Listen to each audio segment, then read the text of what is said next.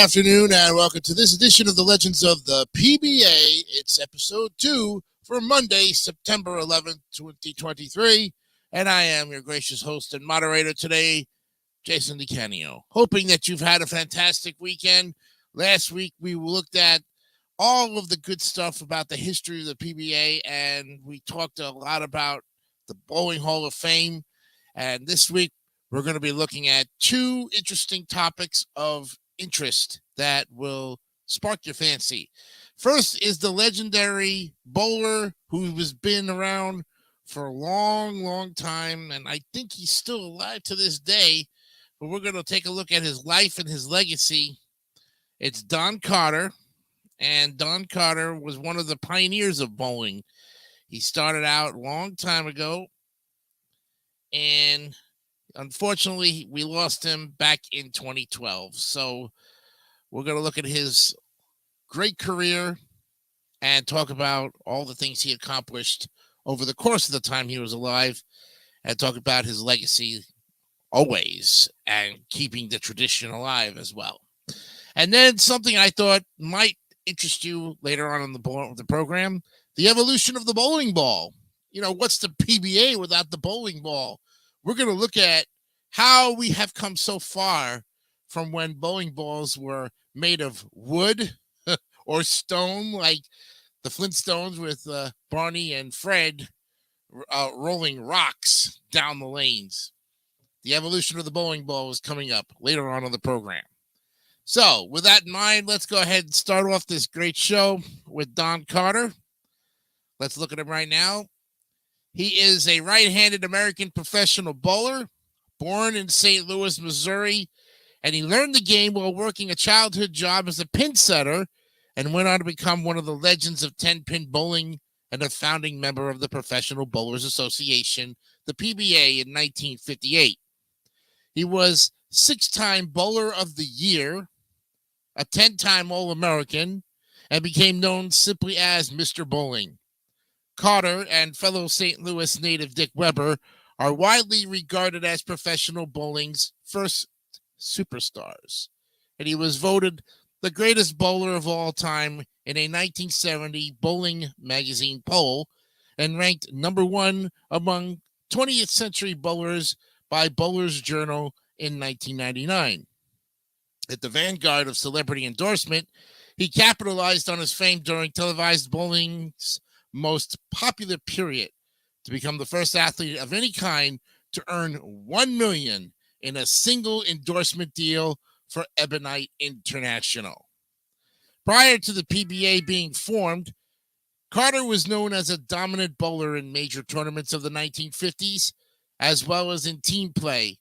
In the 9 BPAA All-Star tournaments, predecessor to the U.S. Open, between 1952 and 1960, Carter won 4 times in 8 events. He withdrew 1 year due to injury and never finished lower than 4th. He won 5 World Invitational events in a 6-year span from 1957 to 1962, finishing second the only year he did not win. He also won 1 ABC Masters title in 1961. Carter also won 4 tournaments during the 50s in the ABC Open Championships Classic Division. And as a team bowler, Carter helped the Pfeiffer Beer team of Detroit, Michigan win the 1953 ABC Open Championships before he moved back to St. Louis. Carter was then part of the Budweiser's bowling team that won the national team matches games title 4 times in 5 years, from 56, 57, 59, and 60. On March 12, 1958, this team established an ABC League Series record for a 5-man team of 3,858 pins that stood for more than 35 years. Carter rolled games of 266, 253, and 235 in that session for a 754 series. Ray Bluth, Dick Weber, Tom Hennessy, and Pat Patterson were also on that 1958 team. Said teammate Bluth, Don was the greatest bowler of his era and was the star of the Budweisers. He was our leadoff man, and he wasn't too gung-ho about that role, but he kept getting strikes, and so did the rest of us, so he stayed there. Unlike most bowlers who keep their arms straight on the backswing as they are about to release the ball, Carter kept his elbow bent, never straightening his arm. With the format for bowling, a single player at a time on a stationary lane, lending itself well to early two-camera live television setups, prominent players like Carter began to see or to be seen on TV sets across the United States. He appeared regularly on bowling shows like Bowling Stars, Championship Bowling, Jackpot Bowling, and Make That Spare. With Carter's encouragement, lawyer businessman Eddie Elias proposed a pro tour to a number of players at the 1958 ABC Open Championships in Syracuse, New York. Carter was one of 33 bowlers who each donated $50 to get the PBA started, and Elias would later become Carter's business manager. And although the PBA was not formed until Carter was 32 years old, he still won 7 PBA titles, including 2 majors: the inaugural PBA National Championship in 1960 and the ABC Masters in 61. He also made the finals of the 1962 PBA National Championship, but finished runner-up to Carmen Salvino. Carter won 4 titles and $49,000 in prize money in 1962 alone. That's about $469,000 in 2022 dollars. And that year, he also made 18 top 5 finishes, still a PBA record, including 7 straight top 5 finishes, a feat matched only by Dick Weber since. And he was named the Bowling Writers Association of America's Bowler of the Year. In 1964, he signed a $1 million multi-year deal to endorse Ebonite Bowling products. At the time, the highest single deal of its kind. And by that time, Carter was already grossing more than $100,000 a year, $957,000 by last year's standards, between bowling tournaments, exhibitions, and other endorsements. Carter was the PBA's first president and served 4 years overall in that capacity. Recurring knee problems forced him to retire from competitive bowling in 1972. Said Carter in a 1994 interview, "I didn't just want to go out there and show up. I wanted to win. If I couldn't win, I didn't want to compete. My knees made it so I couldn't practice and hardly could complete a tournament." Well, looking at all of his titles and everything shows what a true pioneer this man is and has been since the days of his bowling. And we will never forget it. And it's there, and he is a Hall of Famer. He enlisted in the United States Navy in 1944, spent 2 years as a radar man in South Pacific. He was a baseball player in high school and played AAU baseball with the likes of Yogi Berra and Joe Gagliola. He signed a minor league contract with the Philadelphia Athletics in the fall of 1946. After one minor league season, he hung up his baseball spikes and returned to St. Louis to take a job at Golden Eagle Lanes. Working as an alley man, bartender, and janitor, he bowled as often as he could during his time off.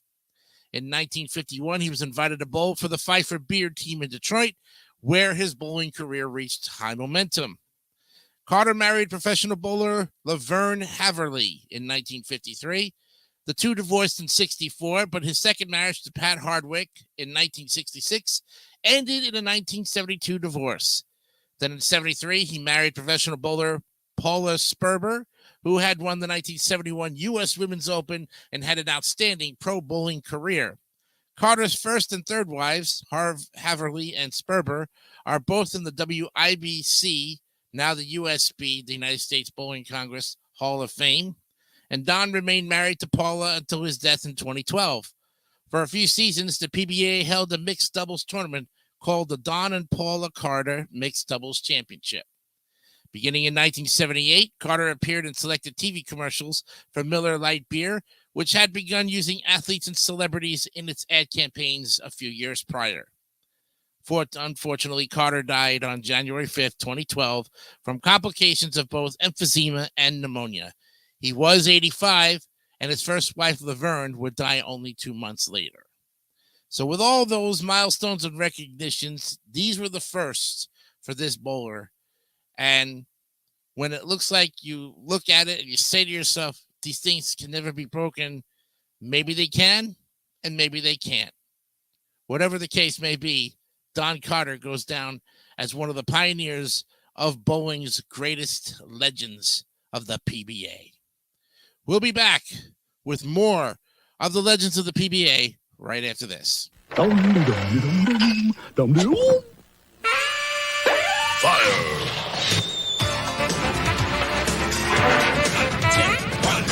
It's not easy getting so much rich chocolate into a Three Musketeers bar. Fortunately, it's a lot easier to get all that incredible tasting chocolate out of it.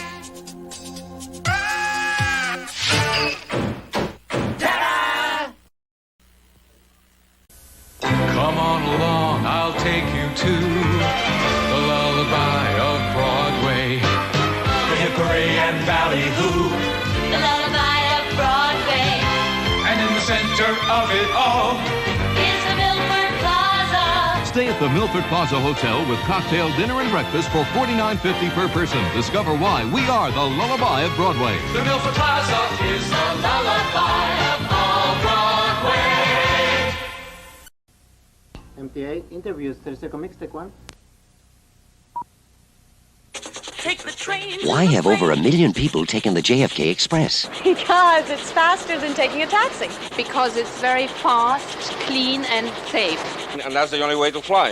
It's safe. Oh, I work for United Airlines, and it's quicker than the bus. So we're taking the train to the plane to save money. To spend in Paris. Take the train to the plane. You take the train to the plane. The JFK Express, only $4, including shuttle bus. Call 858-7272. Train to the plane. I'm Murray Linder. On bagels, I'm an expert. People I'll never understand.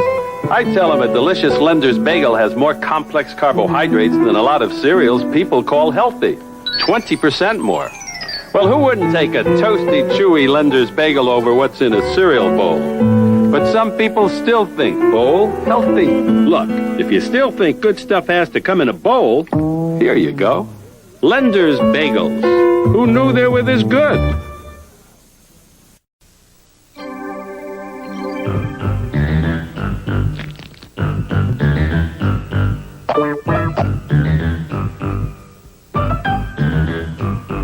New family members mean new responsibilities and new needs for life and health insurance protection.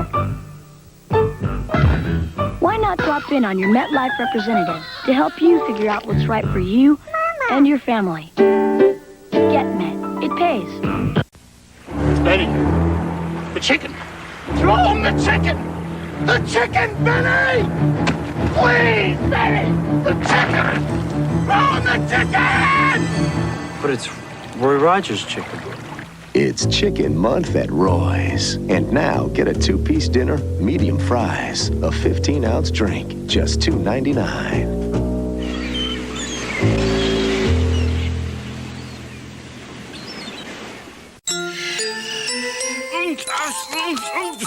I hate machines! Sorry, Rosie. Why don't we go to the new Sprint store at Radio Shack, George?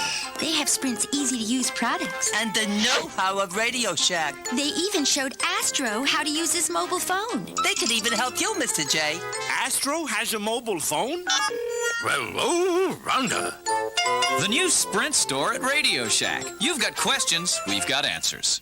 Hello, I'm Joe DeCandia, the owner of Lenny's Columbine Restaurant. I would like to welcome you to Lenny's. We serve you the finest Italian seafood like calamari, baked clams, lobster tail served with shrimps, mussels, and linguine. Our delicious pasta dishes are a mouth-watering treat, and our Italian specialty are unforgettable. Visit one of Lenny's nearest you and enjoy a glass of wine in the house.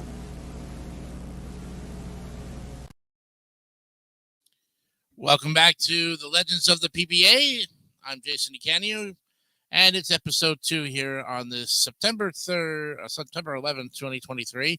Hope you are having a fantastic Patriot Day and watched DMS News this morning with myself at the helm, where we talked about a lot of things, including the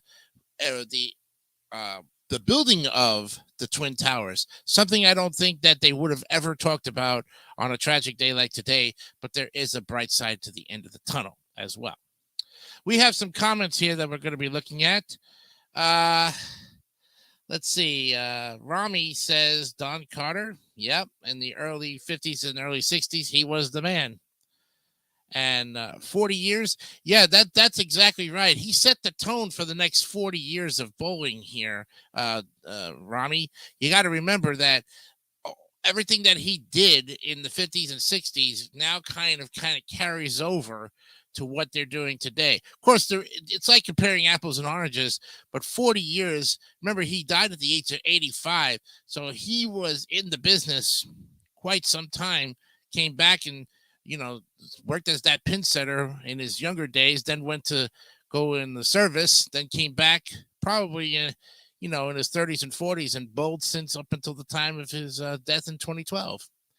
Don Johnson, Earl Anthony, and Dick Weber. Yeah, we'll look at those great athletes and future shows, definitely. Not sure about that. Okay. Carter contains 7 PBA tours and 2 majors. Yeah, he's got a very good track record. Very good indeed. One of the best out there. Great way to start off the legends of the PBA. Thank you very much, Rami, for your comments there. Let's now look at the evolution of the bowling ball. What's bowling without a bowling ball, right? Yeah. So I'm going to share this article with you, everybody. So I'm going to put the share screen up, and that way you can definitely watch with us here. And I'm going to bring this over. Oops. Okay. And then I'll put my full screen on, and we're ready to go.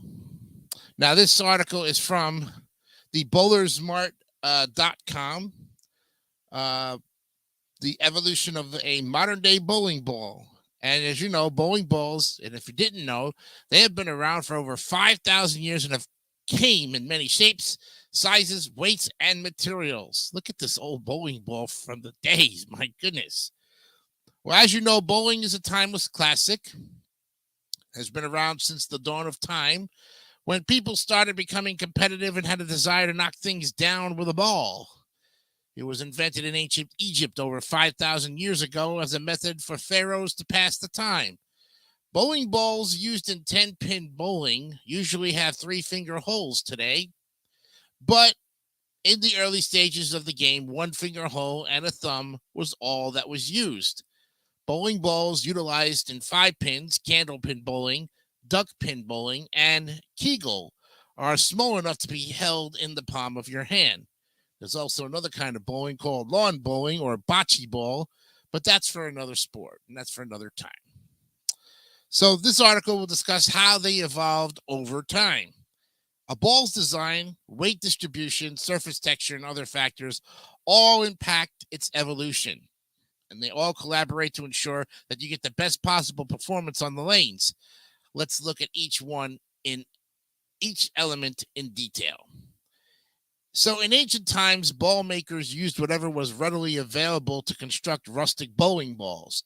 Bowling balls were frequently molded using corn husks and then bound with leather and string in the early days of the sport. The majority of basic bowling balls did not have gripping holes, forcing the bowler to palm the ball during each turn. Archaeologists have also found ancient ceramic bowling balls, which implies that these were rolled along the ground rather than thrown due to their size and weight. In the 17th century, the sport of bowling was introduced to America. The common materials used for making ball at this time were wood, metal, and animal hide.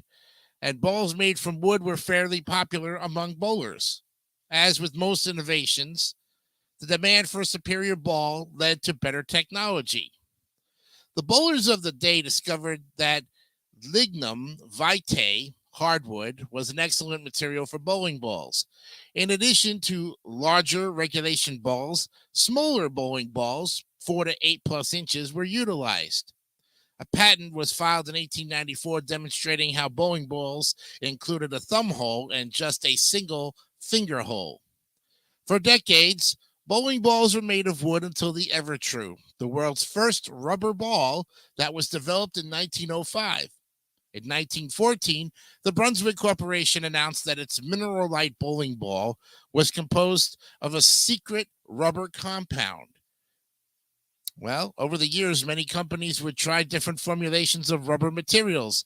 Also, coloring was added to some bowling balls, making them unique from the black rubber bowling balls most everyone was used to. Most rubber bowling balls used a cork material inside of them instead of current-day technology. And rubber bowling balls would be at the top of their game for about 50 years before a new breakthrough occurred. Well, modern bowling balls descended from their polyester or plastic origins, although plastic bowling balls are still widely used by children, newcomers, and as a straight line spare bowling ball for many.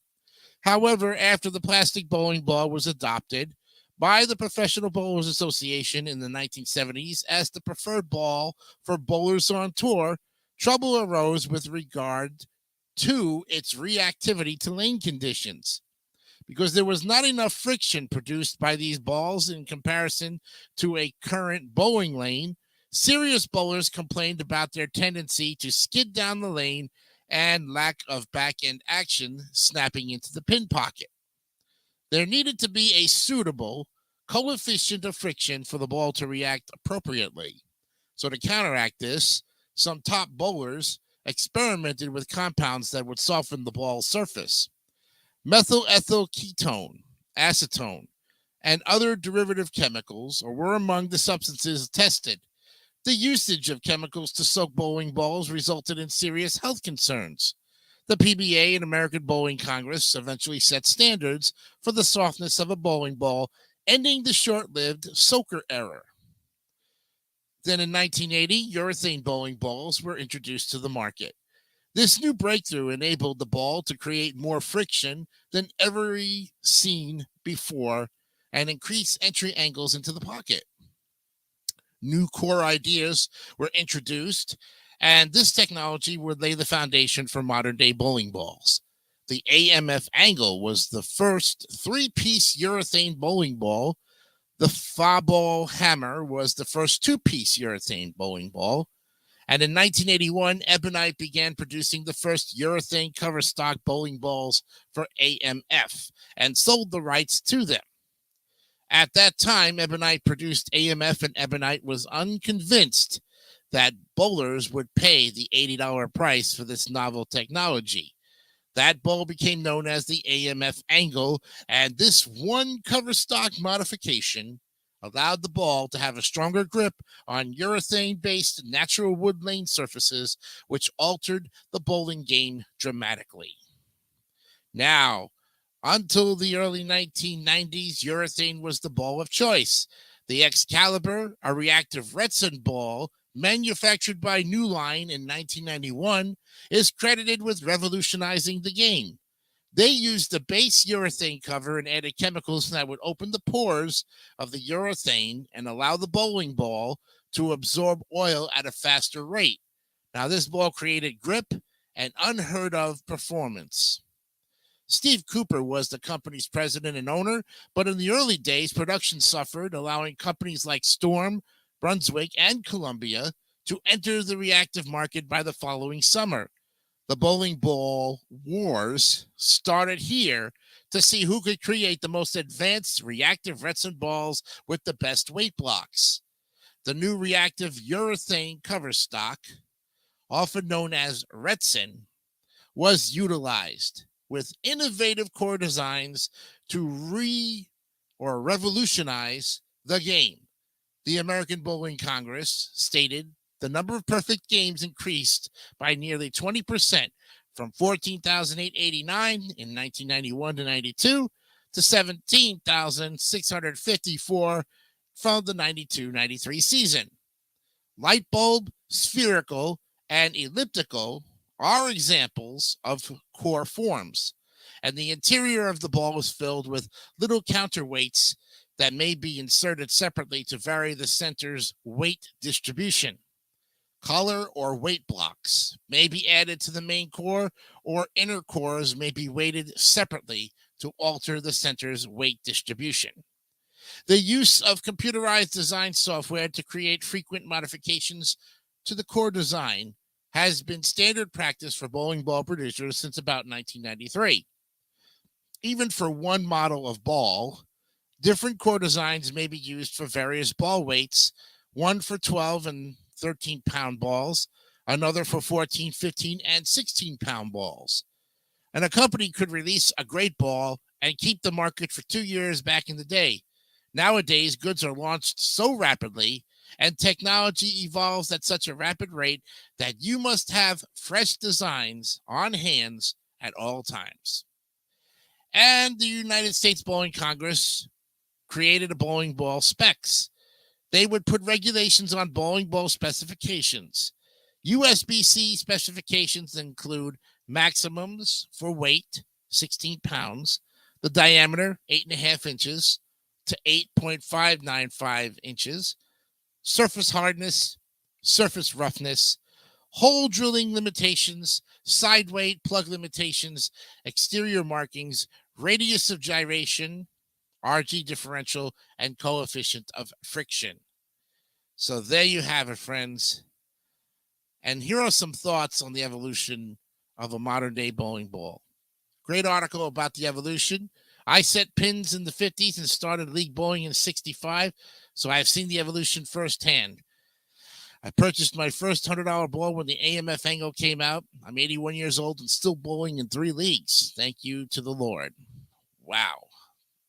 And this one says, I just got a bowling ball that has Brunswick bulk coriander with this on 408 E3R engraved on it. And it also has 509 Black Beauty. Wow. There you go. So, with a look at all of that, wonderful indeed, the evolution of the bowling ball. And we have some more comments from Rami. And he says, thank God for technology, because bowling balls back in the early days, good Lord, now these days you have solid, pearl, hybrid, symmetric, asymmetric, pin layout, etc. There you go. They were made out of wood. 220 average bowler did a video on this. It's hilarious. Wow. Plastic, a.k.a. spare balls. Yes. Urethane. No, thank you. And I guess David came in and started being funny with it. Crazy because PBA tournaments use urethane more than ever, such as Purple Hammer. Yep. The Excalibur was the top of the line ball to use back in its day. The Phase 2. Hailed as one of the greatest balls ever created. Pitch black is urethane, very common. Then again, bowling these days is an expensive hobby. Going out to purchase a high-performance bowling ball will cost you $200 to $250. Couldn't have said it better there, Rami. That and the fact that it was one of those things where if you want to be good like the professionals but still bowl on leagues, you're going to have to put some money in and spend some pretty good investment in the equipment. And we'll continue to talk about equipment all over the place. And that's the end of our show for today, friends. Oh, yeah, I know. We were supposed to go on for an hour, but we're in this time slot. And however long it takes, up to the hour, we'll be there. Next week on the program, we'll look at the next legend of the PBA that followed Don Carter's various winning streak. We'll look at Dick Weber Sr., Pete Weber's father, who passed away, but had a tremendous run, just like Don Carter. And since we looked at the evolution of the bowling ball, we'll look at the evolution of bowling pins. Why not, right? See how the pins became what they were and all the fancy designs back in the days. That's going to do it for us today on the Legends of the PBA. I'm Jason Icanio. Remember always to be honest, to be real. Keep it simple, stupid. KISS. If you're on a bowling league, share some great stories with us. Tell us about your bowling experiences next week on the program. Drop us a line, if you would like to be part of the show, and if you know anybody, or if you are a professional bowler or have been retired, I would love to interview you. That'll be great. We like to have interview shows here. Of course, our show is live every Monday at 4 p.m. Eastern time, so do spread it around. We're on the David 3000 Network, and we enjoy your company very much. We'll see you next week. Remember, keep on bowling and keep on striking. Have a good day. Bye-bye.